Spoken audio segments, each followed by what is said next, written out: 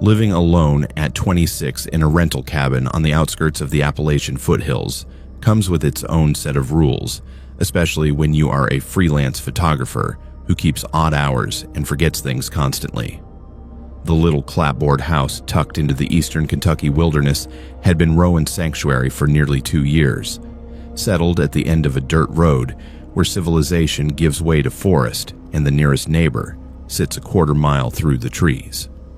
Her landlord, an elderly man named Harold, who lived 3 states away in Florida, basically let her do whatever she wanted as long as the rent check arrived on time. The spare key under the ceramic frog planter by the front door had been her safety net since her college dorm days, a habit she carried with her through 3 different apartments because she had locked herself out more times than she cared to admit. That Friday evening in late October started like any other, except for the fog rolling down from the mountains, thicker than usual, turning everything beyond her porch into gray nothingness that swallowed the trees whole. Rowan had spent the entire day shooting a wedding at a resort 2 hours away, the kind of assignment that paid well but left her exhausted from smiling at strangers and capturing their perfect moments. She pulled into her gravel driveway just after 9 o'clock, her camera bag heavy on her shoulder, her mind already planning the editing work ahead.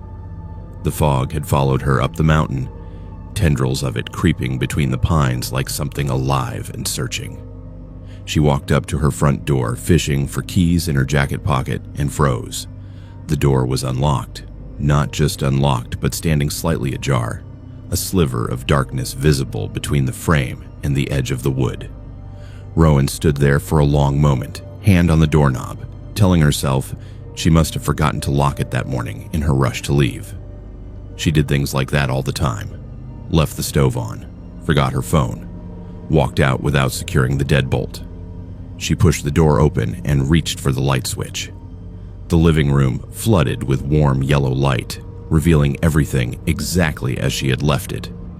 Except it was not exactly as she had left it. The wood stove in the corner radiated heat, its iron surface warm to the touch when she passed by it. She had not used that stove in 3 days, not since the unseasonable warm spell had made it unnecessary. The coffee mug she had left in the sink that morning sat in the drying rack, clean and spotless. Her throw pillows on the couch, usually scattered where she tossed them, were arranged in perfect symmetry against the backrest.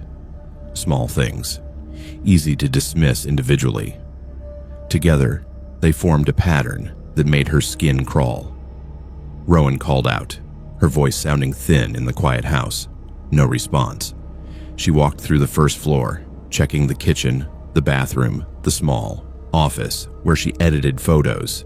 Everything looked normal but felt wrong, like a stage set designed to mimic her life. In the kitchen, she noticed the cabinet doors were all open, just a crack, maybe an inch each, every single one. She never left cabinets open. The sight of those uniform gaps made her stomach turn. She opened the trash can and immediately wished she had not. Inside were food containers she did not recognize, Thai takeout from a restaurant she'd never been to, an empty energy drink can, a brand she never bought, and at the bottom, a pair of latex gloves turned inside out, the kind you could buy at any hardware store.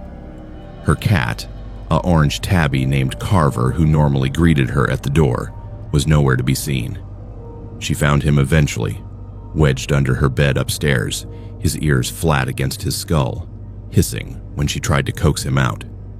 In all the time she had owned him, Carver had never hissed at her. Not once. Something had terrified him badly enough to change his behavior. She sat on the floor beside the bed, her heart hammering, and that is when she noticed the bedroom door. She always left it open. Always. She liked the cross breeze from the windows, liked Carver being able to come and go as he pleased.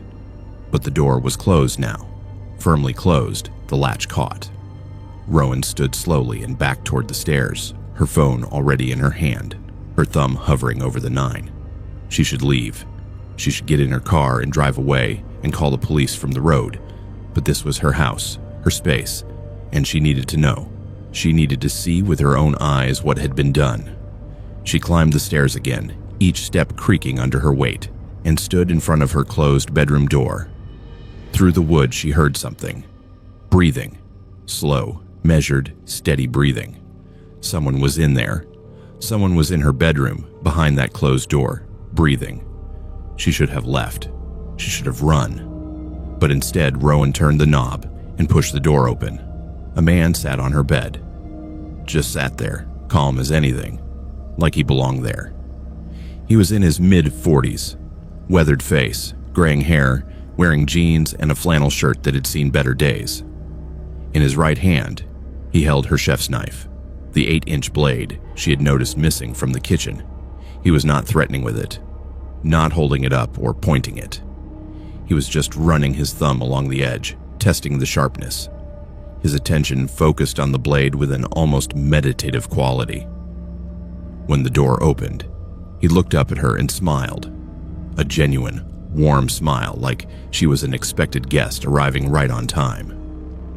"You are home earlier than usual," he said, his voice pleasant and conversational. "The wedding must have wrapped up quick. They usually run until at least 10. The words hit Rowan like a physical blow.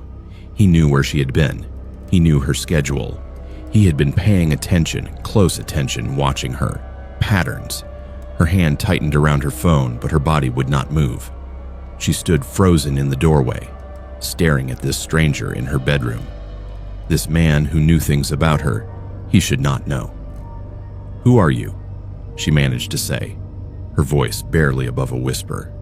He stood up slowly, the knife still in his hand, though he held it casually at his side. "I've been keeping the place tidy," he said, gesturing around the room with his free hand. "You work so hard, come home so tired. Figured you could use a little help around here. Got the stove going for you.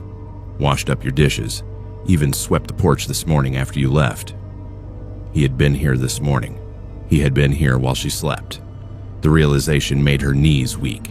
He moved toward her, not quickly, just a few casual steps, and she noticed he was positioning himself between her and the stairs. The pleasant expression never left his face, but his eyes were wrong, flat, and empty despite the smile. "I should call the police," Rowan said, lifting her phone. "No signal up here," he replied. "Not inside the house anyway. The mountains block it. You have to go out to the road to get a bar or two. I know. I've been here enough times to figure out the dead zones. Enough times." He had been here enough times. This was not the first visit. This was not even the second. Rowan felt the floor tilt beneath her feet. How long had this been going on? How many times had he been in her house while she slept, while she worked, while she went about her life completely unaware? "You need to leave," she said, surprised by the steadiness in her own voice. "Right now. Get out of my house." His smile faded, replaced by something that looked almost like hurt. "Your house," he said softly. "This is not your house. This is my house. I grew up here. My parents owned this place for 30 years before Harold bought it. I slept in this room, ate at that kitchen table, learned to walk on that porch. This has been my home since before you were born." He took another step toward her, and Rowan bolted. She ran for the stairs, her photographer's reflexes giving her a split-second advantage. She heard him behind her, his footsteps heavy on the hardwood, but she was already halfway down. She hit the landing and sprinted for the front door, grabbed the knob, twisted it, locked. The deadbolt was engaged from the inside, and her keys were upstairs in her camera bag. She fumbled with the lock, her fingers slipping, refusing to cooperate, and then he was there at the bottom of the stairs, watching her struggle. "Back door is jammed," he said conversationally. "Wood swelled up from the rain last week. Takes some muscle to get it open. You would not make it." Rowan abandoned the front door and ran for the kitchen. The window over the sink, the one that looked out over her flower bed, was her only option. She grabbed a chair, slammed it against the glass. The window shattered outward, in a spray of shards. She knocked out the remaining pieces with the chair leg and hauled herself up onto the counter. Behind her, the man appeared in the kitchen doorway. "I will see you tomorrow then," he said calmly, as if she was leaving for work rather than fleeing for her life. Rowan threw herself through the window frame, felt the remaining glass tear at her jacket and jeans, and landed hard in the muddy flower bed below. She rolled, got her feet under her, and ran barefoot across her yard, down the dark driveway, into the trees, toward where she knew the neighbor's house sat through the woods. Behind her, she could hear his voice, still calm, still pleasant, calling out through the broken window. "I kept everything so nice for you. You will see. You will understand eventually." She ran until her lungs burned, until branches cut her face and roots tried to trip her, until she saw the lights of the neighbor's house through the trees. She pounded on their door, screaming, and when they opened it, she collapsed into their entryway, sobbing, trying to explain. The neighbors, an elderly couple named the Donnellys, called the police while wrapping her in blankets and checking her for injuries. The cuts were superficial. The terror was not. The police arrived within 20 minutes and searched her house. They found evidence that made Rowan physically ill. In the attic, hidden behind old insulation, they discovered a sleeping bag, a camping stove, and a plastic storage bin filled with receipts from her trash, old mail with her name on it, and a journal. The journal was the worst part. It detailed her daily routines going back 6 months. What time she woke up, what she ate for breakfast, when she left for work, when she returned, what she wore, what she watched on television. Every mundane detail of her existence, recorded in neat handwriting, page after page after page. In the crawl space beneath the house, they found more evidence of his presence. Empty food containers, water bottles, a pillow and blanket. He had been living there, underneath her, coming and going through the access panel in the utility closet she never used. They arrested Gregory Dalton the next morning at a motel in town. When they searched his room, they found it was a shrine to Rowan's house. Photos of the exterior from every angle, including shots taken through her windows at night. Photos of Rowan herself, sleeping, working at her computer, cooking dinner. Over 300 images documenting her life without her knowledge or consent. He had keys, too. 3 different sets, all originals, hidden in places around the property that only someone intimately familiar with it would know. Behind a loose board on the porch. Inside a hollow fence post, buried in a coffee can under the front steps. Gregory confessed readily. He genuinely believed he still lived there. His parents had sold the house to Harold 15 years earlier, after his mother passed away, and his father went into a nursing home. Gregory had never accepted the sale as legitimate. In his mind, this was still his family home, and Rowan was the intruder. He had been maintaining it for years, even when previous tenants lived there, though none of them had ever realized it. He watched them, learned their patterns, came and went like a ghost. The police told Rowan she was lucky. The previous tenant before her had broken their lease suddenly after only 2 months, claiming they felt watched. They had been right. Rowan moved out within a week. She broke her lease, forfeited her deposit, and did not care.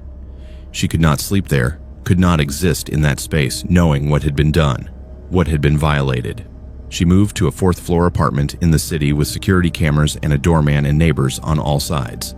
No spare keys, no hidden access points, no dark woods pressing close. Gregory Dalton was sentenced to 5 years for stalking, breaking and entering, and criminal trespass.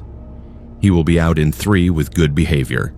The detective who handled her case told Rowan that Gregory asked about her at sentencing, wanted to know if she was keeping the house clean, if she was remembering to check the wood stove. He was genuinely concerned, like they were roommates who had lost touch. Rowan does not go to the mountains anymore, does not take assignments that require her to drive rural roads or stay in isolated places. She triple checks her locks every night and has cameras in every room of her apartment. But what keeps her awake is not the memory of Gregory sitting on her bed with her knife, or the 6 months he spent watching her, documenting her, living beneath her like something from a nightmare. What keeps her awake is the letter that arrived last month. Prison postmark. Her new address, which she had been so careful to keep private. Inside was a single sentence in that same neat handwriting she recognized from the journal. "I kept the house so nice for you. I hope someone is doing the same where you are now. The real horror is not the stranger who breaks into your home. It is discovering they never thought they were breaking in at all. It is learning that for months you shared your space with someone who believed they had more right to be there than you did, who watched you live your life while you remained completely unaware of their presence. It is the knowledge that the locks we trust, the keys we hide for convenience, the privacy we assume are all just illusions. And somewhere, right now, Gregory Dalton sits in a cell counting down the days until he can go home. Because in his mind, home is still that clapboard house at the end of a dirt road in the Kentucky mountains, and Rowan will never be able to convince him otherwise. Quinn went to concerts alone. It was not something she advertised or felt the need to explain, but at 32 years old, she had learned that waiting for friends to share your schedule and taste in music meant missing out on experiences that mattered. So when the indie rock band she had been following for years announced a show at a converted warehouse venue in Asheville, North Carolina, and her roommate bailed at the last minute citing work deadlines, Quinn bought a single ticket and went anyway. The venue was called The Foundry, a massive industrial space that had once manufactured textiles before being repurposed into an events hall. It held 3,000 people when packed. And that November night, it was absolutely packed, bodies pressed together in the beautiful chaos that only live music can create. Quinn positioned herself in the middle section, not too close to the stage where the pit would get violent, not too far back where the sound would muddy. Perfect position. She had arrived early, claimed her spot, and settled in to wait for the main act. The opening bands were fine, energetic but forgettable, and Quinn spent the time between sets on her phone, scrolling through nothing, sipping overpriced beer from a plastic cup. Around her, the crowd grew denser as showtime approached. The air thickened with body heat and anticipation. She felt good. That particular kind of anonymous contentment that comes from being surrounded by strangers who share your enthusiasm. Then the fire alarm went off. Not the brief test chirp everyone ignores, but the full sustained shriek that cuts through everything, painful and impossible to dismiss. The house lights came up, harsh white floods that destroyed the atmosphere instantly. The crowd groaned collectively, annoyed but not yet worried. False alarms happened at venues like this. Old buildings, sensitive smoke detectors, someone vaping too close to a sensor. But then Quinn noticed the security guards. They appeared from doors she had not seen before, wearing black tactical uniforms with reflective yellow vests, the kind you see at major events. Except she had been to the Foundry twice before, and the security staff wore red polo shirts with the venue logo. These guards moved with a military precision, spreading out along the perimeter, their faces blank and professional. One of them, a man built like a linebacker with a shaved head, stepped onto the stage and spoke into the lead singer's microphone. "Everyone please move toward the rear exits in an orderly fashion. This is not a drill. Proceed to the back of the venue immediately." The crowd started moving, a slow shuffle at first, people grabbing their jackets and drinks, making jokes about getting their money back. Quinn moved with them, carried along by the press of bodies, but something felt wrong. The guards were directing everyone away from the main entrance, away from the big rolling doors where she had entered.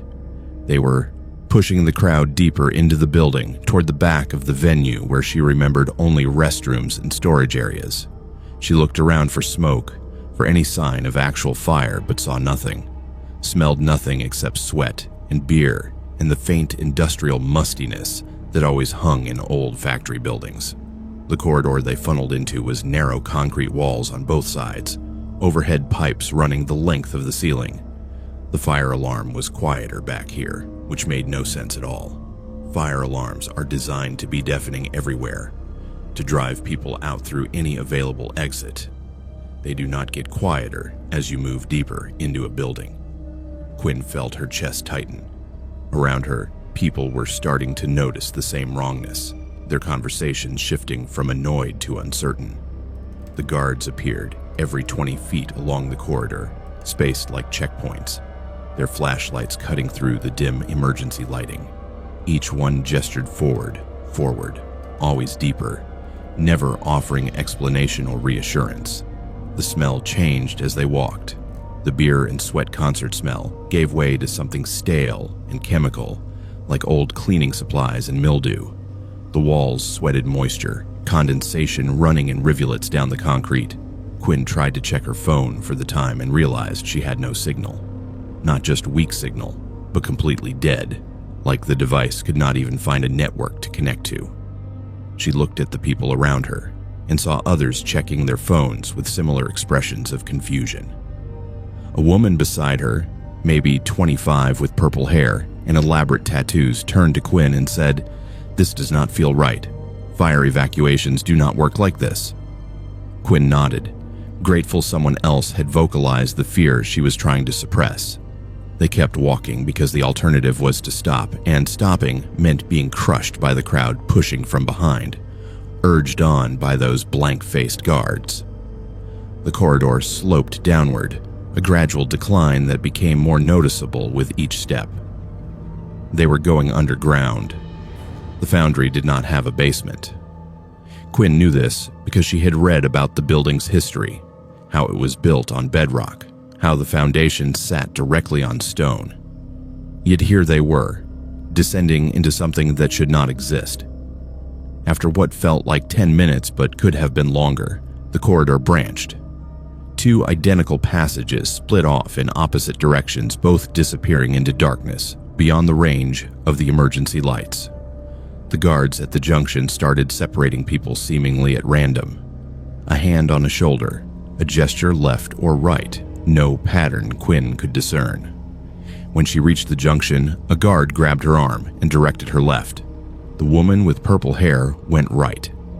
Quinn tried to pull back, tried to ask where they were going, but the guard's grip was iron and his expression was utterly vacant.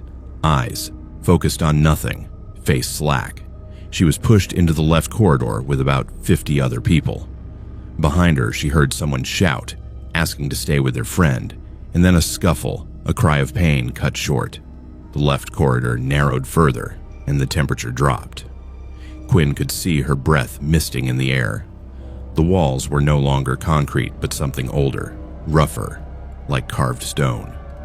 This was not part of the foundry. This was something underneath it. Something that had been there much longer. The person in front of her stopped walking, and the whole line compressed, people bumping into each other. Ahead, someone was screaming, a raw sound of pure terror. The guards appeared from behind, pushing, shoving, forcing the line forward. Quinn stumbled, caught herself on the wall, felt the stone under her palm, cold and slick, and somehow alive with vibration, like a heartbeat pulsing through rock. Then the lights went out completely. Absolute darkness. The kind that makes you forget which way is up. The screaming multiplied, echoing off stone walls, distorting into something that did not sound human anymore. Quinn pressed herself against the wall, trying to make herself small, trying to disappear. In the darkness, she heard the guards moving, their boots on stone, and they were chanting something in unison. Not words she recognized, not English, not any language she had ever heard. The sound crawled into her ears and made her teeth ache. Someone crashed into her and she nearly went down, but hands grabbed her, too many hands pulling her upright and forward. She tried to scream, but her throat was closed, vocal cords paralyzed by terror. Red emergency lights flickered on, dim and hellish. Quinn found herself in an enormous room, gymnasium-sized, with a low curved ceiling that pressed down like a crypt. Metal folding chairs were arranged in precise rows, hundreds of them, all facing a raised platform at the far end. Some of the chairs were occupied. People sat motionless, faces forward, hands folded in laps. They did not react to the new arrivals, did not turn to look, did not move at all. The guards herded Quinn's group toward the empty chairs, forcing people to sit. Quinn resisted and received a sharp blow between her shoulder blades that knocked her into a seat. Around her, others were being similarly forced down. On the platform, a man appeared. He wore a white suit that was too clean, too bright in the red light. His face was pleasant, forgettable, the kind of face you could not describe 5 minutes after seeing it. He smiled at them and began speaking in a calm, measured tone about recruitment, about purposes they would soon understand, about how their presence here was not random, but carefully selected based on demographic profiles, social media activity, purchasing habits, patterns of behavior that marked them as suitable. The seated people, the ones who had been here before Quinn arrived, turned their heads in, perfect unison to look at the new arrivals. Their eyes were empty, pupils dilated so wide the irises had vanished, leaving only black. Quinn felt her mind trying to break, trying to shut down rather than process what she was seeing. This was not real. This could not be real. Concerts did not end like this. Buildings did not have rooms like this. People did not become whatever those things in the chairs had become. The man in white continued speaking, his words washing over her like water, and she realized with mounting horror that she was starting to understand him, starting to nod along, starting to feel the logic of what he was saying make sense in a way that should not make sense at all. Then the alarm changed. Not the false alarm that had started this, but a different sound, harsh and mechanical. The building's actual fire suppression system. Sprinklers activated throughout the room, raining water down on everyone. The man in white stopped mid-sentence, his pleasant expression faltering for the first time. Smoke began filtering into the room from somewhere above, real smoke, acrid and choking. Someone had set an actual fire. The spell, whatever it was, broke. The vacant-eyed people in the chairs blinked, looked around in confusion, started screaming. The guards moved toward the platform, toward the man in white, ignoring the crowd. Quinn did not wait to see what happened next. She ran. The crowd surged toward where they had entered, a stampede of bodies all trying to fit through a corridor built for orderly lines. Quinn was carried along, half running and half falling, water streaming down her face, smoke burning her lungs. Behind her, she heard shouting, orders being given, but the voices were panicked now, human again. Whatever control had existed dissolving in chaos. The corridor seemed shorter going back, or maybe terror compressed time, but suddenly they were at the junction, and then in the main corridor, and then bursting through a loading dock door into the cold November night. Fire trucks were pulling up, their lights painting everything in alternating red and white. Quinn collapsed on the pavement, gasping, coughing, surrounded by others doing the same. Emergency responders moved among them, checking for injuries, asking questions no one could answer coherently. The official story formed quickly. False alarm had caused panic. Someone had started a real fire during the confusion, likely as a prank gone wrong. The stampede into restricted areas of the building had resulted in multiple injuries but no fatalities. The foundry was shut down pending investigation into code violations and inadequate emergency procedures. But Quinn knew the real count was wrong. She had been in a venue with 3,000 people.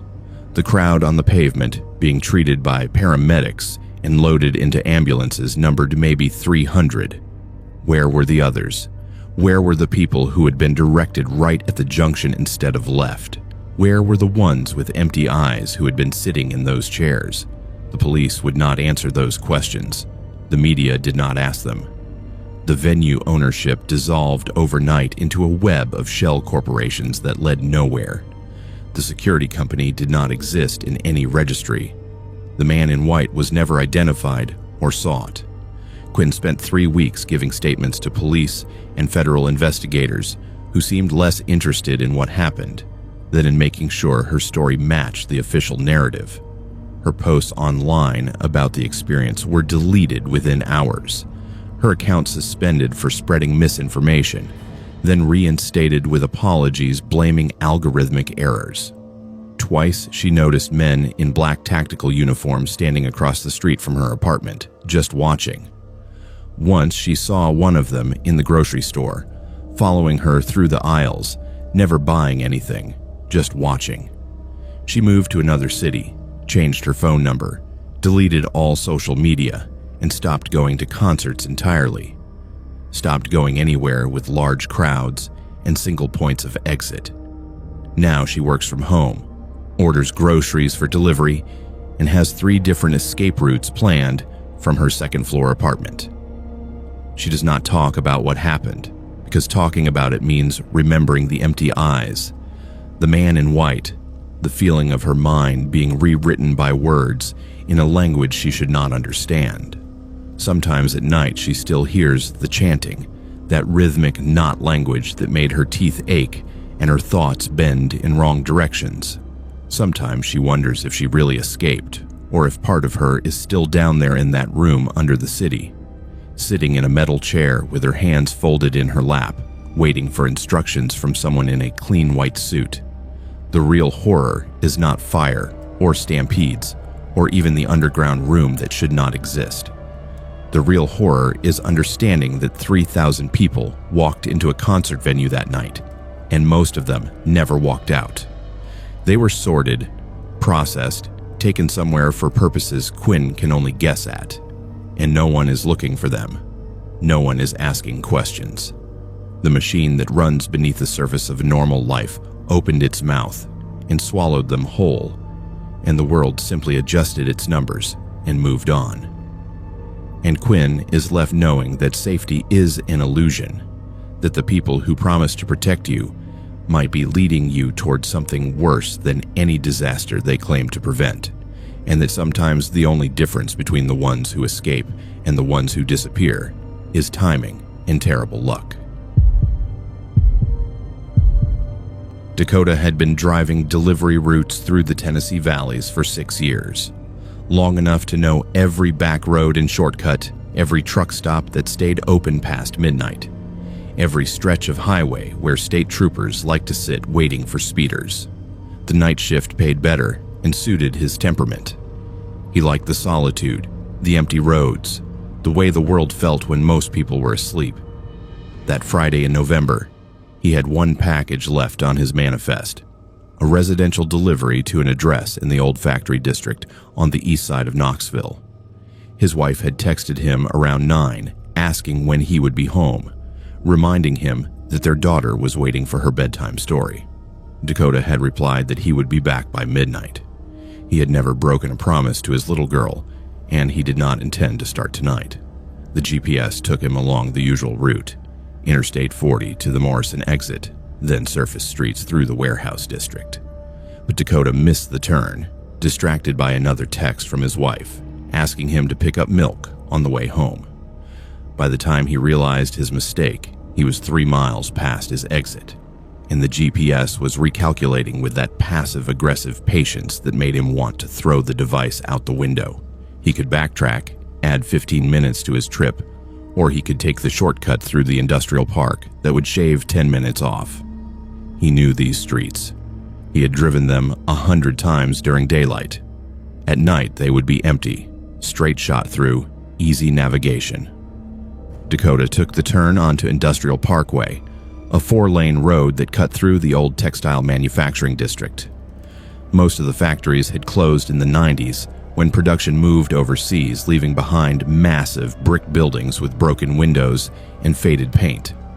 A few businesses still operated, third-shift warehouses and distribution centers, their parking lots dotted with semi-trucks and harsh security lighting. Between them, stretches of darkness where streetlights had burned out and never been replaced. The GPS signal flickered, the blue dot representing his van jumping around the screen, then disappeared entirely. Dakota cursed and pulled over near an intersection, trying to get his bearings the old-fashioned way, looking at street signs and matching them to his printed map. That was when he noticed the man. He stood beside a white panel van about 30 feet away, having a cigarette, the orange glow bright in the darkness. The man was weathered, maybe 50 years old, with gray stubble and a canvas work jacket. He looked over when Dakota's van stopped and after a moment started walking toward him, with the casual confidence of someone offering help to a stranger. Dakota rolled down his window halfway, keeping the engine running, his foot on the brake. The man leaned down, exhaling smoke, and smiled in a friendly way. "Lost?" he asked, his accent pure, East Tennessee mountain drawl.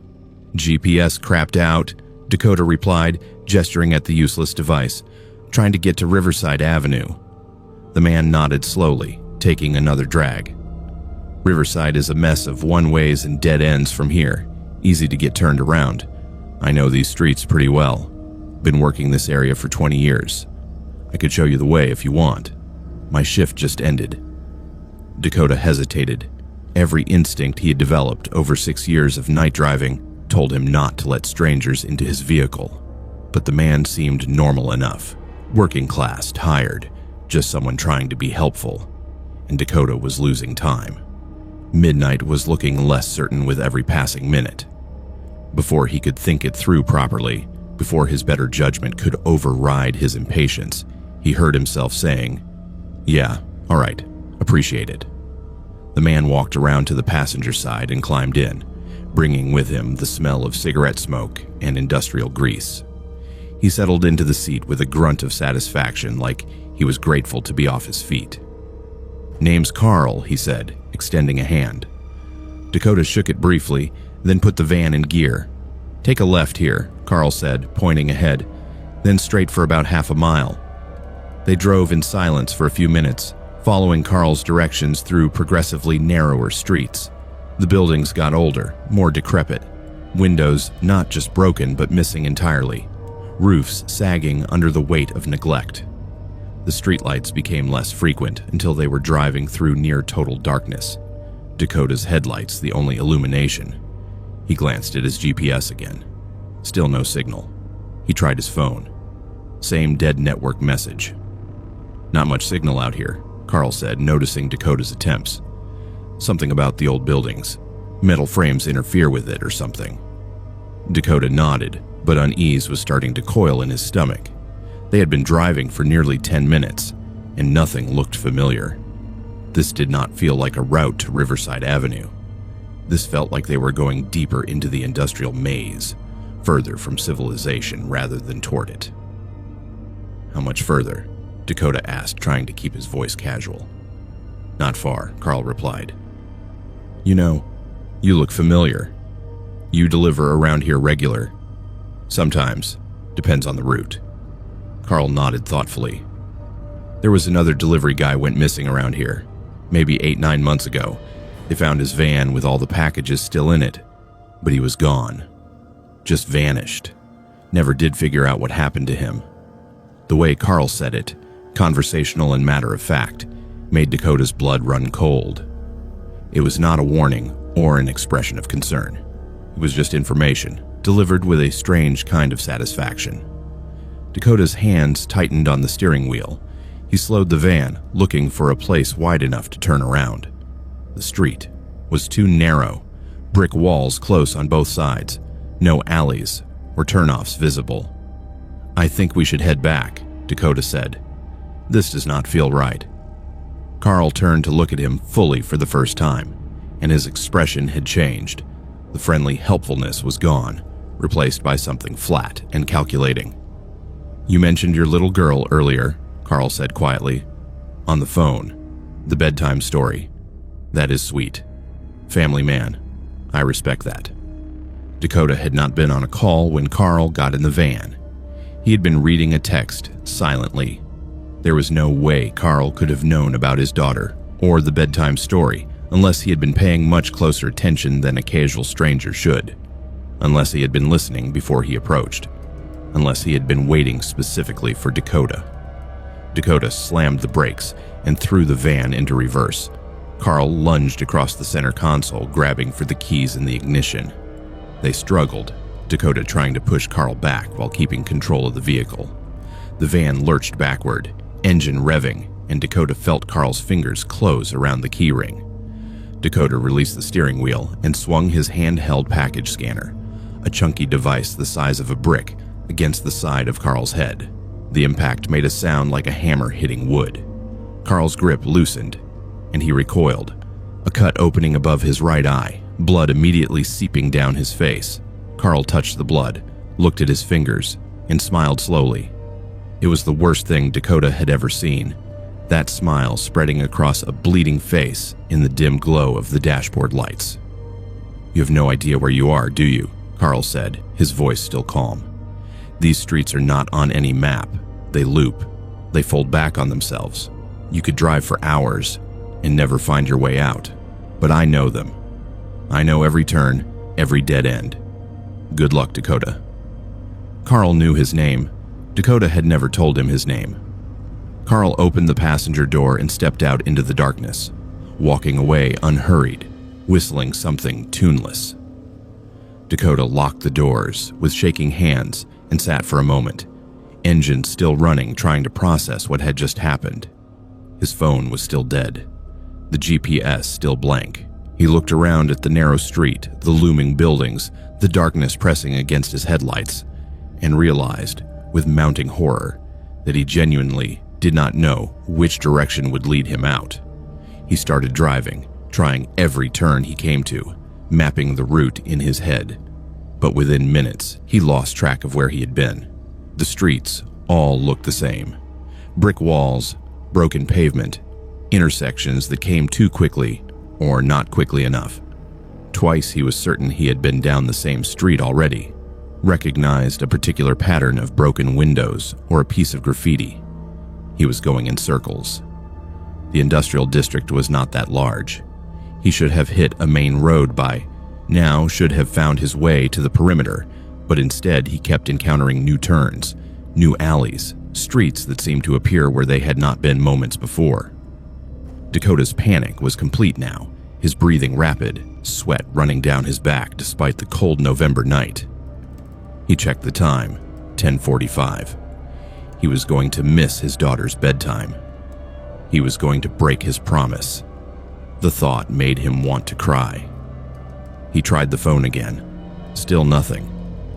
He considered abandoning the van and walking, but the idea of being on foot in this place was somehow worse than being locked in the vehicle. He drove for another 30 minutes, maybe longer, time becoming meaningless in the maze. Then he saw something different. Fresh tire tracks in the dust, multiple vehicles leading toward what looked like a loading bay with a dim light above it. Dakota followed the tracks, feeling like a drowning man grabbing at anything that might float. The loading bay opened into a service corridor, barely wide enough for the van. Dakota did not care. He drove through it, scraping the side mirrors against the walls, and burst out onto a service road he recognized. Real pavement, real streetlights. The GPS blinked back to life, signal restored. Dakota drove straight home, exceeding every speed limit, running yellow lights, not caring. He pulled into his driveway at 2 a.m. His wife met him at the door, her face streaked with tears, anger and relief warring in her expression. She had been calling him for hours. He had not received a single call. Their daughter was asleep, bedtime story told by her mother instead. Dakota held his wife and sobbed into her shoulder, unable to explain, unable to form words around what had happened. He called in sick the next day and went to the police. They took his statement with barely concealed skepticism. They looked for Carl based on Dakota's description but found nothing. The white panel van did not appear on any traffic cameras. They sent a patrol through the industrial district and reported that while parts of it were confusing and poorly marked, nothing matched Dakota's description of looping streets and impossible navigation. They found no evidence of anyone living in the abandoned buildings. 3 other delivery drivers had vanished in the area over 18 months. This part was true, but there were no leads and no evidence connecting their disappearances. Dakota requested a transfer to day shifts and got it. His daughter is 8 now and still does not understand why her father will not drive after dark anymore, why he refuses delivery jobs, why he gets tense when the GPS signal drops. His wife knows something happened that night, but Dakota has never told her the full story. How do you explain that there are streets in your own city that do not follow normal rules, that loop and fold and trap people who enter them? How do you explain Carl, who knew his name and his daughter's bedtime routine, who smiled with blood running down his face and walked away whistling into darkness? Dakota still has nightmares about those streets. In the dreams, he is driving the van again, following Carl's directions, and no matter how many turns he takes, he always ends up back at the same intersection where Carl stands waiting beside his white panel van, smiling, ready to get in. And in the dreams, Dakota always unlocks the door and lets him in, because the alternative is admitting that he is already lost, already trapped in the maze, and has been since the moment he took that first wrong turn. The real horror was not that someone tried to trap him in that maze of streets. The real horror was realizing those streets were designed to trap people, that they had been doing it for years, and that Carl was just one of many who knew how they worked. The delivery drivers who vanished were not killed or kidnapped in any conventional sense. They were simply absorbed into the geometry of those impossible streets, driving in circles until their gas ran out or their minds broke, while people like Carl watched and smiled and waited for the next lost driver to stop and ask for directions. And somewhere in East Knoxville, those streets still exist, waiting patient and hungry for the next person who takes a shortcut to save 10 minutes and ends up losing everything. Charlie needed to get away from screens for a while, away from the endless Zoom meetings and Slack notifications that had turned his apartment into a digital prison. At 29, he had spent the last 3 years working remotely as a software developer, and the pandemic had erased whatever boundaries still existed between his professional and personal life. When his company announced they were going fully remote permanently, Charlie decided to take advantage of the flexibility. He rented a cabin in the Blue Ridge Mountains of North Carolina for a month, planning to work during the day and hike during evenings and weekends. The listing showed exactly what he wanted. Rustic cabin built in the 30s, completely renovated with modern amenities including satellite internet, situated on 10 acres of private forested land with mountain views. The owner was an elderly woman named Mrs. Calloway, who met him at the property with the keys and a folder full of instructions about the well water system, the wood stove, and the septic tank. She walked him through the cabin, pointing out where things were, her movements slow but precise. Then she took him outside and showed him the root cellar, a stone structure built into the hillside behind the cabin, its heavy wooden door secured with an old padlock crusted with rust. "This is the only rule I have," Mrs. Calloway said, her voice taking on a different quality, something harder beneath the grandmotherly tone. "Do not open this cellar. I do not care what you hear coming from it. Old pipes make noise. Animals get underneath sometimes. Wind does strange things in the mountains. But you do not open this door. Do you understand?" Charlie had laughed, thinking she was joking or maybe just eccentric in the way people who lived alone in the mountains often became. He promised he would leave it alone, took the keys, and watched her drive down the long gravel road until her taillights disappeared into the trees. The first week was perfect. He worked from the cabin's main room, laptop on the dining table, coffee always hot on the wood stove. The internet was surprisingly good. He hiked every evening, exploring the trails that wound through the property. He slept better than he had in years, the mountain silence so complete it felt like being wrapped in cotton. The second week, he started hearing things.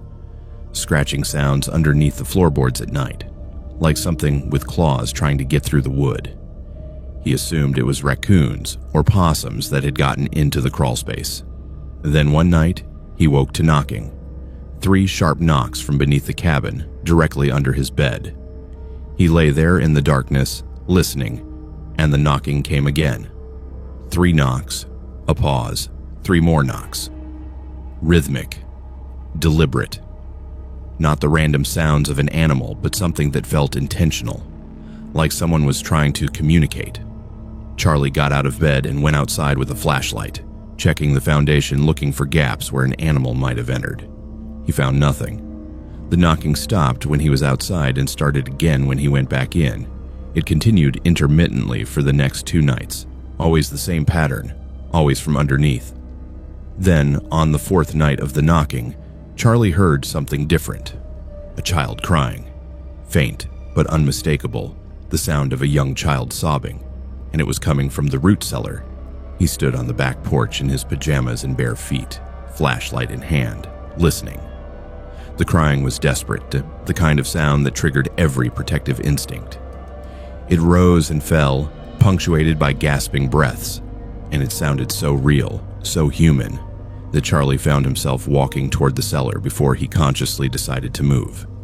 The padlock was old but solid.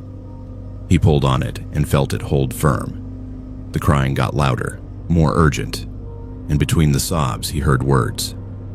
"Please, please help me. It hurts, please." Charlie went back into the cabin and found a heavy rock from the fire pit. He brought it to the cellar and smashed it against the padlock 3 times before the rusted metal gave way.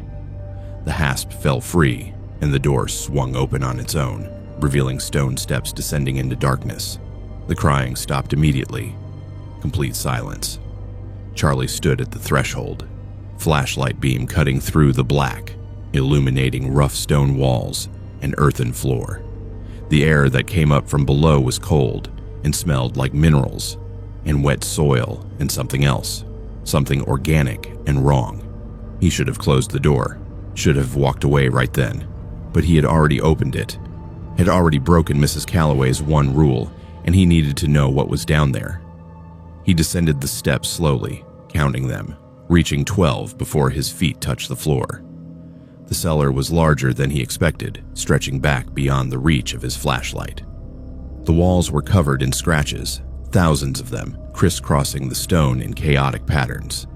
Some were old, worn smooth by time. Others were fresh, the stone beneath them still pale where it had been recently exposed. Charlie moved deeper into the space and realized it was not just a cellar, but a tunnel, carved into the mountain itself. It continued back into darkness, sloping downward, the walls narrowing and then widening again. He walked for what felt like several minutes, his flashlight showing him more scratches, more marks on the walls that looked increasingly deliberate, increasingly like language or symbols he could not read. Then he heard footsteps behind him, not the soft pad of bare feet, but the click of nails on stone, multiple limbs moving in coordination. He spun around and his flashlight caught movement, something pale and segmented pulling itself back around a corner, moving impossibly fast. Charlie ran. He ran back through the tunnel toward the stairs, his breath loud in, his ears, his flashlight beam bouncing wildly. Behind him, he heard the clicking footsteps multiply, more than one thing moving, coming from different directions.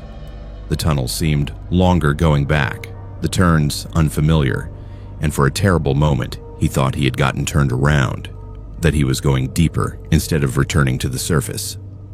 Then he saw the stairs and threw himself up them, taking them 3 at a time. He burst out into the night air and turned to slam the door shut, but something was in the way. A limb, pale and jointed wrong, with too many segments pushed through the gap. Charlie threw his weight against the door and felt the limb withdraw. He slammed the door closed and looked around frantically for something to secure it with. The broken padlock was useless. He ran to his car, started the engine, and drove. Did not stop to grab his laptop or his clothes or anything from inside the cabin. Just drove down the mountain in his pajamas, barefoot, hands shaking on the wheel. He did not stop until he reached a gas station 30 miles away. Fluorescent lights and people, and the blessed ordinary world. He called Mrs. Calloway from the gas station payphone, his voice high and thin. She answered on the second ring, like she had been expecting his call. "You opened it," she said. It was not a question. "There was something down there," Charlie said. "What was that? What did you have locked in your cellar?" Mrs. Calloway was quiet for a long moment. "I told you not to open it," she said finally. "I told you what would happen. Now it knows you're out here. Now it knows what you look like, what you smell like. It will come looking for you. They always do once they get a scent. They? Charlie asked. How many are there? That is not the question you should be asking, Mrs. Calloway said. The question is how long before they find you. She hung up. Charlie tried to report it to police, but when he called the county sheriff and explained, they were polite but dismissive. They sent a deputy to check the property the next day. The deputy reported back that he had searched the cabin and the cellar thoroughly. The cellar was empty, just old storage with some shelves and dirt floor. No tunnel. No scratches on the walls. The deputy suggested Charlie had perhaps been drinking or using recreational drugs. Mrs. Calloway confirmed she had warned Charlie about the cellar, said he must have had a nightmare or hallucination of some kind. The property was fine. His belongings were packed and ready for pickup. Charlie never went back. He paid someone else to collect his things. He checked satellite images of the property online and found the cabin exactly where it should be. But the area around it was blurred in the images, the way government facilities or military installations sometimes are. He tried to find information about the property's history but came up with nothing. No records of the Calloway family owning land in that area. No history of mining or caves in that specific location. The rental listing disappeared from the website. When he tried to contact the company that managed it, they had no record of the property or the booking. Charlie moved to a city apartment, 4th floor, concrete and steel construction, no basement. He researches every building before he enters it, checks for underground access points, avoids anywhere with tunnels or subway connections nearby. He has not hiked or camped since that night, has not gone anywhere that could be described as rural or isolated. He sleeps with lights on and wakes multiple times each night to sounds that probably come from the building's heating system or neighbors overhead, but might be something else. Might be clicking limbs on concrete. Might be something pale and segmented that knows his scent. Last month, he woke at 3 a.m. to knocking. 3 sharp knocks from directly beneath his 4th floor apartment, which should be impossible because there are 3 floors and a basement between him and the ground. The knocking came again. 3 knocks, a pause, 3 more knocks. The same pattern he heard in the cabin. He got up and checked every window, every door, found them all locked and secure. The knocking continued through the night, moving from beneath him to the walls, to the ceiling, to the pipes. In the morning, he found fresh scratches on his front door, deep gouges in the wood that had not been there the night before. Charlie has been looking for a new place to live, somewhere without underground parking or basement storage, somewhere high up with clear sight lines in all directions. But he is starting to understand what Mrs. Calloway meant.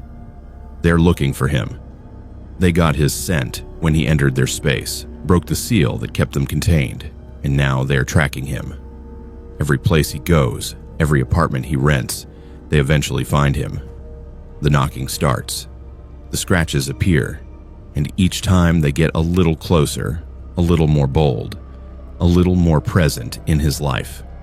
The real horror is not what he found in the cellar or what chased him up those stone steps. The real horror is understanding that some things are kept locked away for good reason, that the warnings we dismiss as superstition or eccentricity often come from hard-earned knowledge, and that once you break certain seals, once you let certain things know you exist, there is no going back. The lock was not keeping something imprisoned. It was keeping something contained, keeping it from knowing about the world above, keeping it from learning that people exist to be hunted. And Charlie broke that lock. Charlie taught them about the surface world. Charlie gave them a scent to follow. And now, for the rest of his life, he will be looking over his shoulder, listening for knocking in the walls, checking for scratches on his doors, knowing that eventually they will stop playing games and finish what they started in that tunnel under the mountain. Blake had been hiking the Appalachian Trail in sections for 3 years, tackling it piece by piece during weekends and vacation time, chipping away at the dream of completing the entire 2,000-mile journey before turning 30.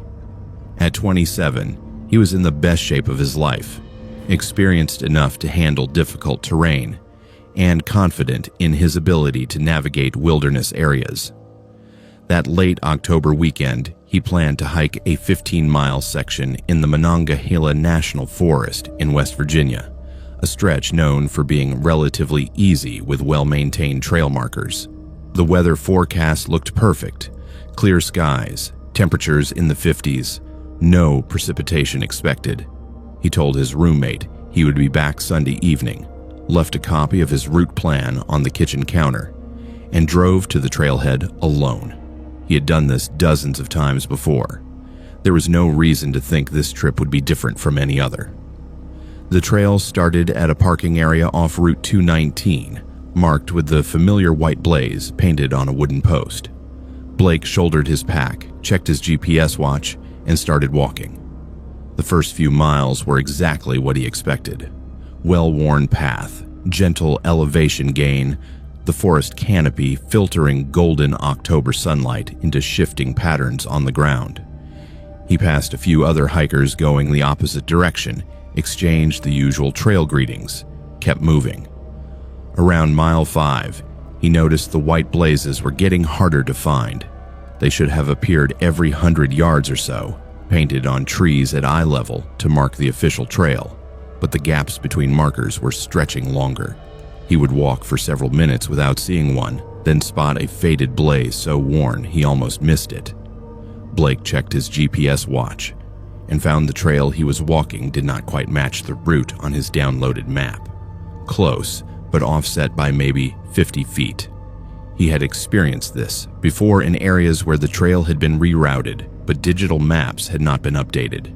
He kept going, trusting the blazes when he could find them, following what looked like the most used path when he could not. Around mile 7, he saw something that made him stop walking. Hanging from a pine branch about 10 feet ahead, suspended by fishing line, was a doll. Not a modern toy, but something old, handmade, with a cloth body and a painted porcelain face. It turned slowly in the breeze, its empty eyes staring at nothing. Blake stood for a moment, trying to make sense of what he was seeing. People left strange things in the woods sometimes. Memorials, art installations, personal totems.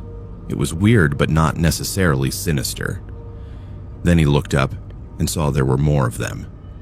Dozens of dolls hanging from branches on both sides of the trail, creating a corridor of suspended figures that extended as far as he could see ahead. They were all different.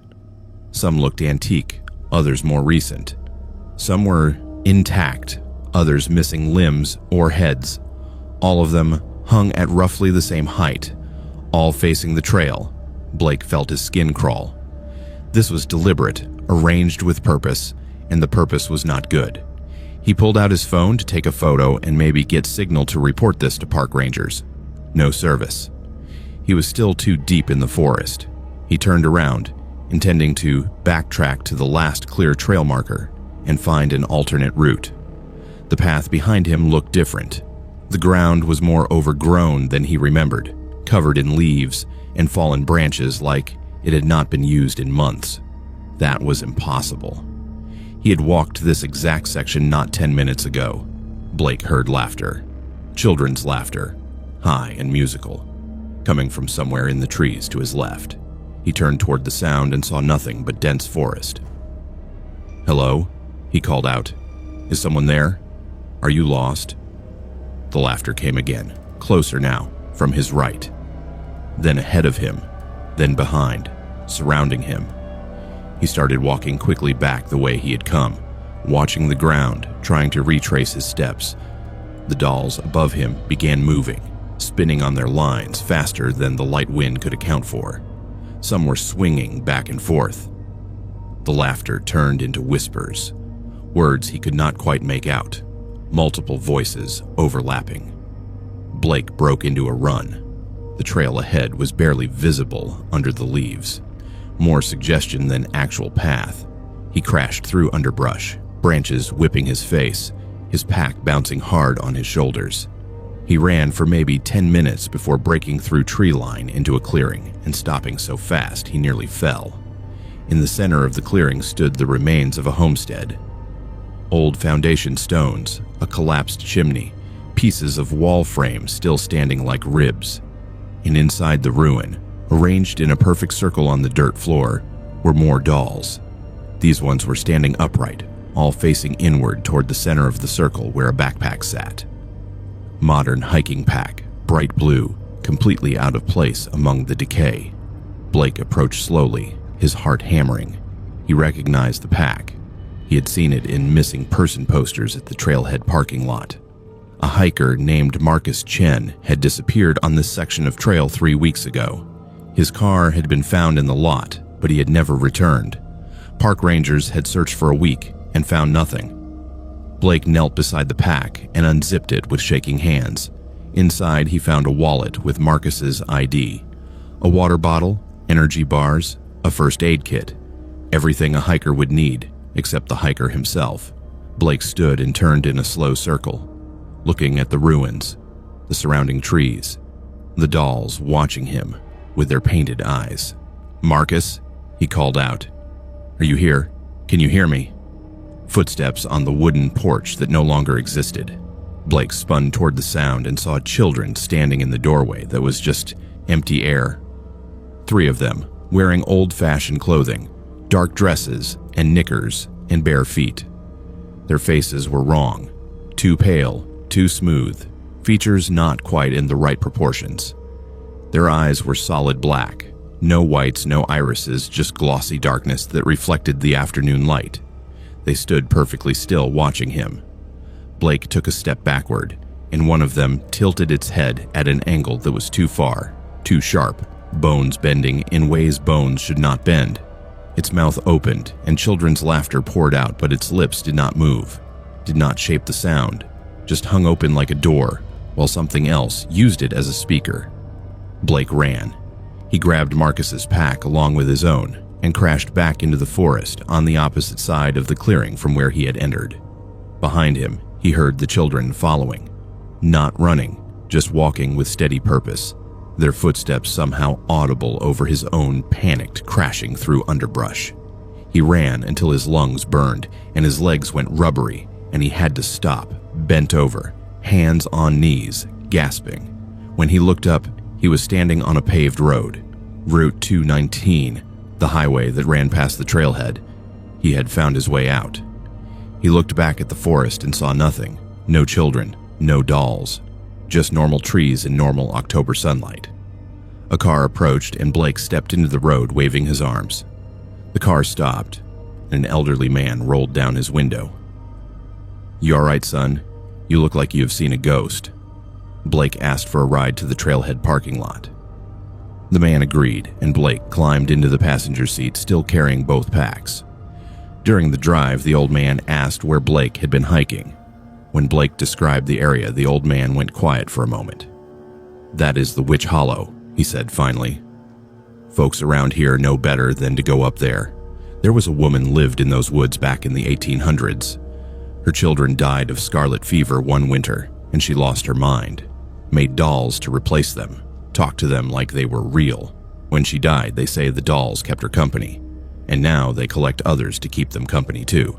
Anyone who goes missing in those woods, that is where they end up, part of the collection." Blake reported everything to park rangers that afternoon, told them about the homestead, the dolls, Marcus's pack, the children he had seen.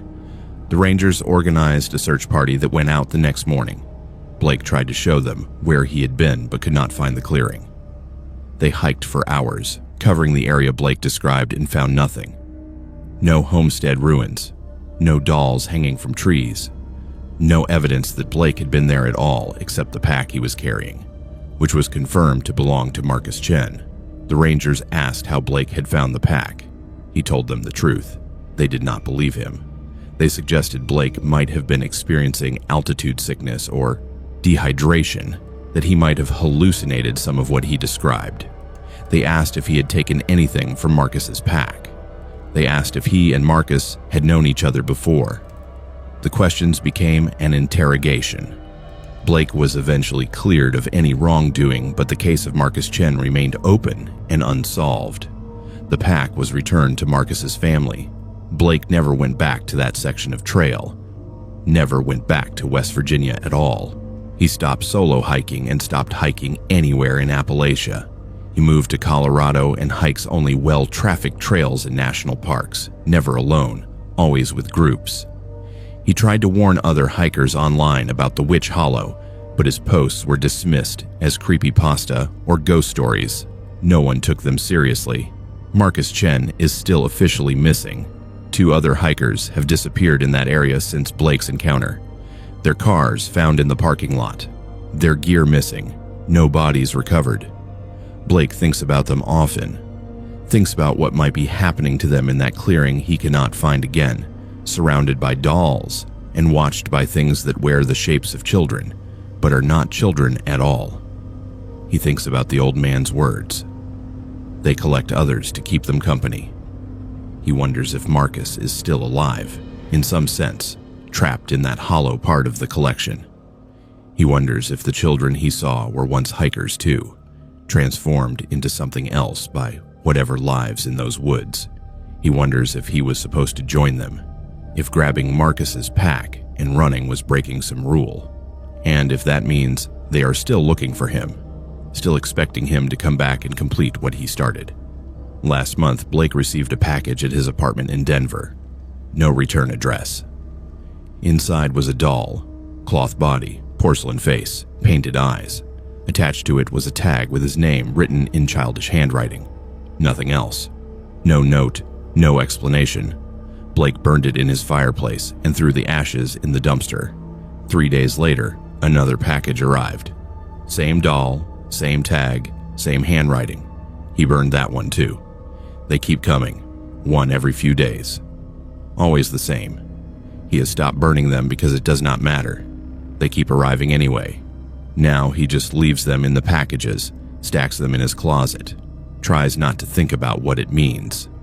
The real horror is not the dolls, or the children, or even what happened to Marcus Chen. The real horror is understanding that some places in the mountains operate under rules that have nothing to do with the modern world, that they have their own logic and their own purposes, and that stumbling into them by accident does not excuse you from their requirements. Blake entered the Witch Hollow. He took something from it. And now it wants him back. The dolls are reminders. The packages are invitations. And eventually Blake knows his resistance will weaken. Eventually the pull to return will be too strong. Eventually he will find himself driving back to West Virginia, parking at that trailhead, walking into those woods. Not because he wants to, but because some debts cannot be escaped, only postponed. And the Witch Hollow has all the time in the world to wait for him to come home. Emerson had been working as a freelance journalist for 8 years, specializing in pieces about forgotten corners of America, the places that appeared on maps but had long since been abandoned by progress and memory. At 31, she had documented ghost towns across the Southwest, interviewed the last remaining residents of dying mill towns in New England, and photographed abandoned industrial sites in the Rust Belt. When a regional magazine commissioned her to write about lost Appalachian communities, she spent weeks researching, combing through historical records and census data, looking for stories that had never been properly told. That was when she found references to Ashford Creek, a coal town in southern West Virginia that had simply disappeared from all records after 1952. Not gradually declined, not slowly abandoned, but gone. 73 residents all vanished overnight.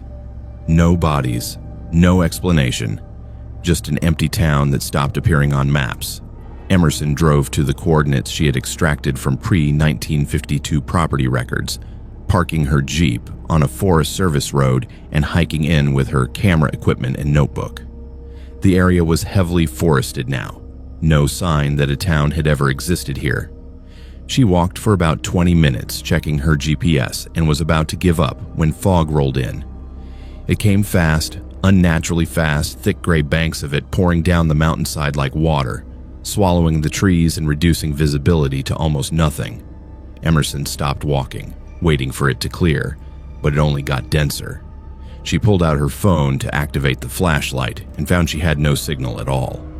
Not unusual this deep in the mountains, but the phone itself felt strange, heavy, and cold in her hand. Through the fog ahead, she saw shapes, buildings. She moved closer, and the shapes became clearer. A main street, storefronts, houses, an entire town preserved perfectly, looking exactly like a 1950s coal community. Cars were parked along the street, 1940s and early 50s models, chrome gleaming through the mist. Shop windows displayed goods with price tags visible. A barbershop pole still turned lazily. Smoke rose from chimneys on the houses. Lights glowed in windows. But there were no people. The street was completely empty. Emerson walked down the middle of the road, her footsteps making no sound on the pavement, documenting everything with her camera. A diner with a neon sign reading Betty's showed coffee cups on tables, food on plates, cigarettes still smoking in ashtrays. She reached out to touch the window, and her fingers passed through it like it was made of nothing more substantial than the fog itself.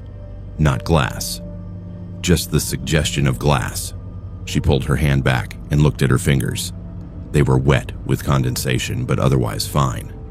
This was not real, could not be real, yet she could see it, smell it, the scent of coal smoke and fried food and old coffee hanging in the air. She continued down the street, passing a general store with its door propped open, a barber shop with chairs positioned in front of mirrors, a post office with mail sorted into boxes behind the counter. Everything looked occupied, used, lived in, but empty of life. At the end of the street stood a white clapboard church with a tall steeple. The doors were open and she could hear music coming from inside, an organ playing a hymn she did not recognize. Emerson climbed the steps and entered. The interior was lit by oil lamps mounted on the walls, their flames steady despite the absolute lack of any draft. Rows of wooden pews stretched toward an altar at the front, and in those pews sat people. The congregation was complete. Men in suits, women in dresses, children in Sunday clothes, all sitting perfectly still, all facing forward, all utterly silent even though the organ continued playing. Emerson walked slowly down the center aisle, her camera forgotten in her hand, staring at the people. They did not breathe, did not move, did not blink. They were not exactly transparent like the windows had been, but they had a quality to them that was not quite solid, not quite real, like photographs projected onto the fog. "Hello," Emerson called out. Her voice sounded muffled, absorbed by the thick air. None of the people reacted. The organ kept playing. She reached out to touch the nearest person, an elderly woman in a blue dress with a white collar. Her hand passed through the woman's shoulder exactly as it had passed through the window. These were not ghosts in any traditional sense. They were impressions, memories, recordings played on endless loop in this fog-trapped pocket of time. Emerson backed away and turned toward the altar. A preacher stood there now, though he had not been there a moment before. He wore a black suit and held a Bible, and, unlike the congregation, he was looking directly at her. His face was wrong. No features at all, just smooth skin where eyes and nose and mouth should be. The organ music stopped abruptly, and in the silence that followed, Emerson heard the church bell begin to ring, deafening peals that made her drop her camera and press her hands to her ears. The congregation stood as one, every person rising simultaneously, and they all turned their heads toward her. All of them had the same featureless faces, smooth expanses of flesh with nothing to distinguish one from another. They began walking toward her, moving in perfect unison, their feet making no sound on the wooden floorboards. Emerson ran. She sprinted back up the aisle and out the church doors, hearing behind her the rustle of clothing, the mechanical precision of dozens of bodies moving together.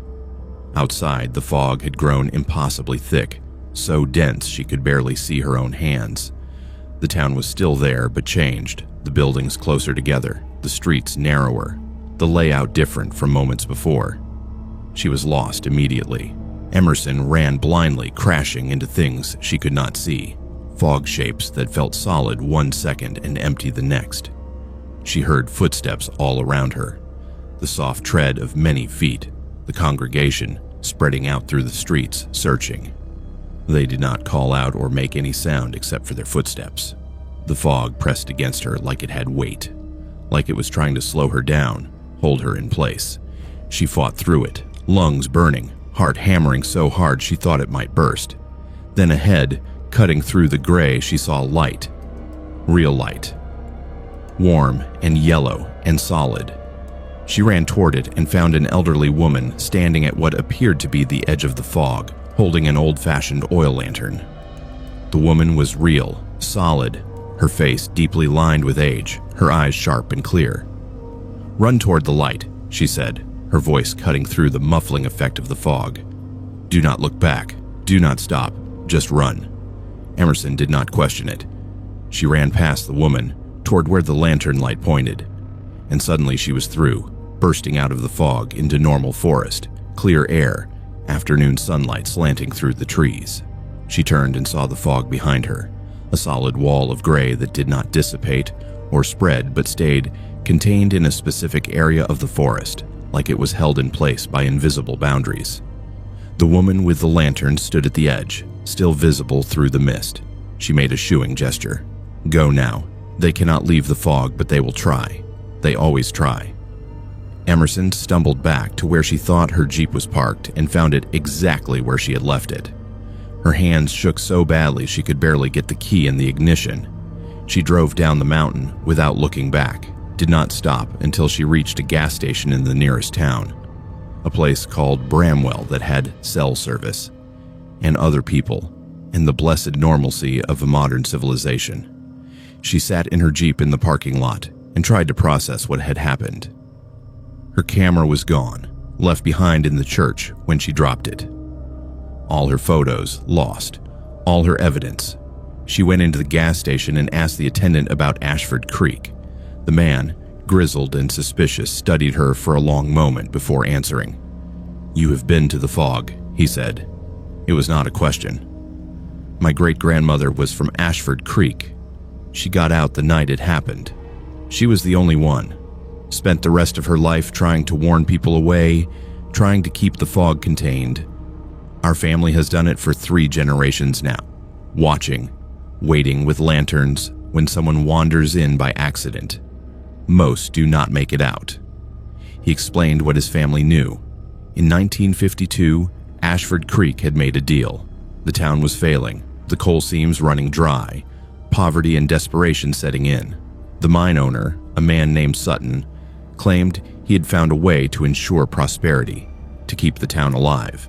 He convinced the residents to participate in a ritual, promised them wealth and security. What he actually did was bind the entire town to something old, something that had been sleeping in the mountain, something that fed on community and belief and the collective soul of a place.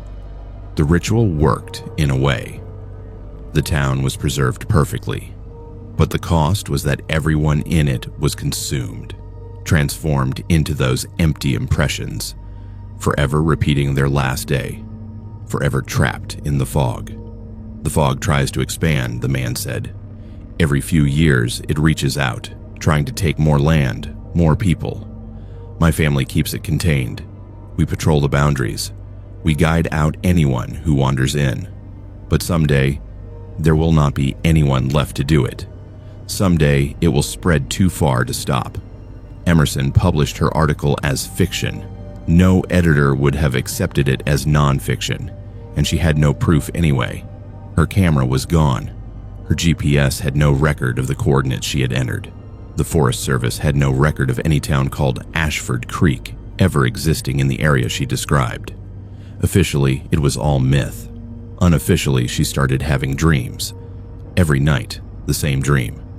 She's walking through fog, hearing footsteps behind her, searching for a light that never appears.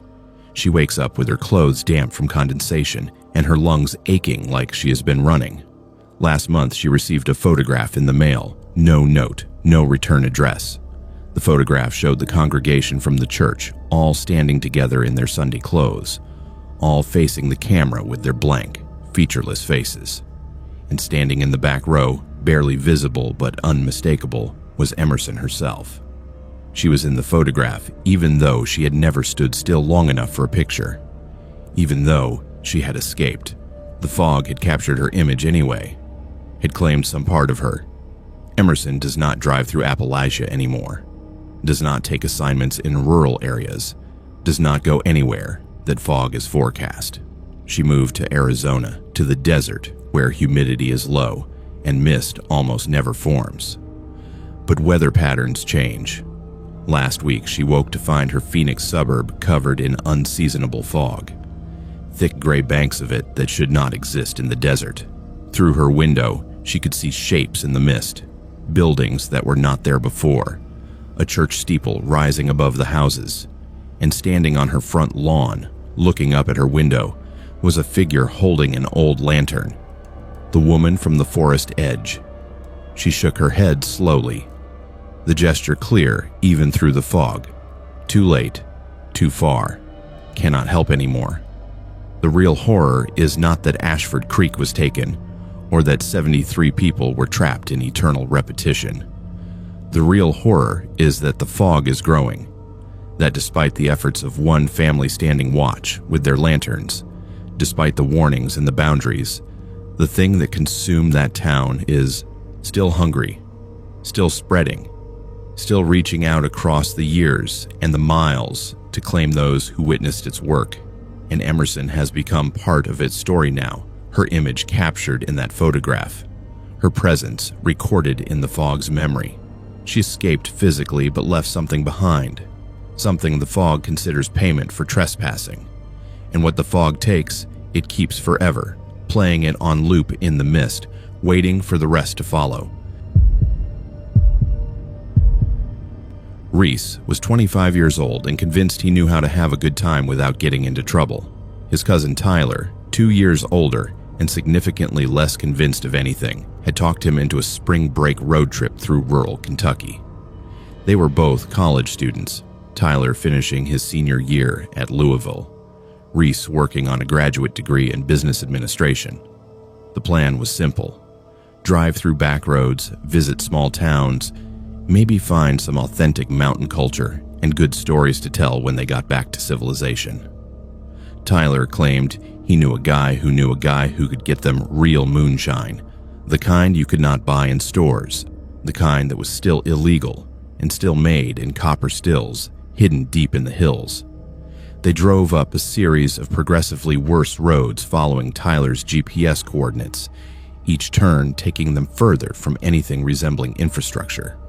The last 10 miles were pure dirt, rutted and washed out, the truck bouncing so hard, Reese thought they might break an axle. Finally, they reached a clearing with 3 buildings arranged around it. A main house, a large barn, and a smaller cabin. No trespassing signs were posted on every tree at the clearing's edge. A man came out of the main house as they parked. He was in his 60s, weathered like old leather, wearing overalls and a faded flannel shirt. His eyes were the pale blue of winter ice, and they assessed Reese and Tyler with the kind of calculation that made Reese immediately uncomfortable. Tyler got out and did the talking, explaining about his friend's recommendation, asking about purchasing some authentic moonshine. The old man, who introduced himself only as Sutton, listened without expression. Then he smiled, a sudden transformation that did not reach his eyes, and gestured for them to follow him into the barn. Inside, the smell of fermentation was overwhelming, sour and chemical. Large copper stills dominated the space, tubes running between them, fires burning underneath. But there was something else too, other equipment Reese did not recognize.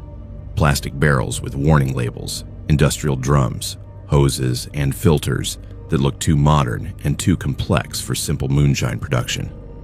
Sutton poured them samples from a ceramic jug, clear liquid that burned going down and tasted like paint thinner mixed with grain alcohol.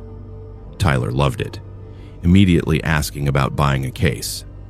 Reese drank his and tried not to cough, tried to be cool about it, but his eyes were watering and his throat felt raw. Sutton watched them drink with that same flat assessment, then poured them another round. They sat on hay bales and talked, Sutton telling stories about generations of mountain distilling, about federal agents and close calls, about the art of making liquor that could strip paint or cure a cold, depending on how you used it. The sun was setting when Reese finally checked his phone and realized they had been there for over 2 hours. He said they should probably head out, had a long drive back. Sutton's expression changed. The smile disappeared. "Cannot let you boys drive down that mountain drunk," he said, his voice taking on a different quality, harder beneath the folksy drawl. "You will wrap yourselves around a tree, get killed, stay the night, sleep it off, head out in the morning when you're sober." It was not really a request. Reese felt that immediately. Tyler, drunker or stupider or both, started to protest, said they would be fine, but Sutton was already standing, already moving toward the barn door, already calling out to someone. 3 other men appeared from the shadows at the clearing's edge, all carrying rifles, all moving with purpose toward Tyler's truck. They surrounded it casually, not threatening, just present, just blocking any potential exit. "Cabin across the way is set up for guests," Sutton said, gesturing to the smaller building. "Clean beds, working bathroom, get some rest. We will have breakfast in the morning, send you off proper." It was abundantly clear they had no choice. Reese and Tyler walked to the cabin under escort, 2 of the armed men flanking them. Inside, the cabin was exactly as described. 2 beds with clean sheets, a small bathroom, simple furniture, but the door locked from the outside. Reese heard the bolt slide home as soon as they were in. He went to the window and tested it. Bars. Decorative on the outside, painted to look rustic but solid steel underneath. "We are in trouble," Reese said quietly. Tyler still buzzed, waved him off, said it was mountain hospitality, said they were being paranoid. But as the night wore on and Tyler sobered up, the reality of their situation became clear. They were prisoners. Through gaps in the cabin's board walls, they could see the clearing lit by bonfires. The men were working, moving barrels, operating equipment that had nothing to do with moonshine. The smell that drifted across was chemical, acrid, burning the inside of Reese's nose even from a distance. This was not a moonshine operation. This was something else, something worse. Around midnight, Reese heard screaming. A woman's voice coming from the barn, high and desperate, begging for help. The screaming went on for maybe 3 minutes, then stopped abruptly. Reese and Tyler stood frozen in the cabin, staring at each other in the darkness, both too terrified to speak. They heard footsteps outside, heavy boots on gravel. Through the window, they saw 2 men carrying something wrapped in canvas toward the tree line. The way it hung between them, the shape and weight of it, left no doubt what they were carrying. Someone had died in that barn. Maybe multiple someones. Tyler started hyperventilating. Reese grabbed him, told him to stay quiet, told him they needed to think. The door was solid, the lock too strong to break. But the cabin was old, the boards weathered. Reese found a loose plank near the floor at the back of the cabin, worked it quietly until it came free. Then another. Within 30 minutes, they had created an opening just wide enough to squeeze through. They waited until 2 in the morning, when the fires in the clearing had died down and the men had gone into the main house. Then they slipped out through the gap they had created. The truck was guarded. 1 man sitting on the hood with a rifle across his lap, smoking a cigarette. No way to reach it without being seen. They would have to run into the forest, into the dark mountain wilderness with no supplies, no light, no idea which direction led to safety. Reese and Tyler looked at each other, counted to 3 silently, and ran. They crashed into the underbrush on the far side of the clearing, branches whipping their faces, roots trying to trip them. Behind them, someone shouted. Dogs started barking. Flashlight beams cut through the trees. They ran blindly downhill, figuring down eventually meant valley, meant water, meant following a stream to civilization. They ran for what felt like hours, lungs burning, legs cramping, terror pushing them beyond exhaustion. The sounds of pursuit faded behind them but never disappeared entirely. Once they heard dogs baying much closer and had to change direction. Twice they heard men calling to each other, coordinating, spreading out to search. The forest was completely dark, no moon visible through the canopy, and they moved more by feel than sight. Hands outstretched, stumbling over every obstacle. Dawn found them at a creek bed, both of them soaked in sweat and scratched bloody. Tyler's shirt torn completely off by branches, Reese's shoes missing, lost somewhere in the night. They followed the creek downhill and within an hour reached a dirt road. 20 minutes later, a sheriff's deputy in a patrol car found them walking. The deputy, a young woman with sharp eyes and a no-nonsense demeanor, listened to their story with a grim expression that said she had heard versions of it before. She took them back to the station where they gave statements to a detective who explained that the Sutton compound had been suspected of drug manufacturing for years, but evidence had been impossible to obtain. The family had deep roots in the area, knew the terrain, knew when raids were coming. Multiple missing person cases connected to the property but never proven. The detective assembled a tactical team and they raided the compound that afternoon, found a massive methamphetamine lab operation in the barn and in underground bunkers nearby, found 3 bodies buried on the property, all identified as hikers or travelers who had gone missing over the past 2 years, found evidence that Sutton used the moonshine story to lure outsiders who would not be immediately missed, used them for labor, or killed them if they saw too much. Sutton and his associates were arrested. The property was seized and eventually destroyed.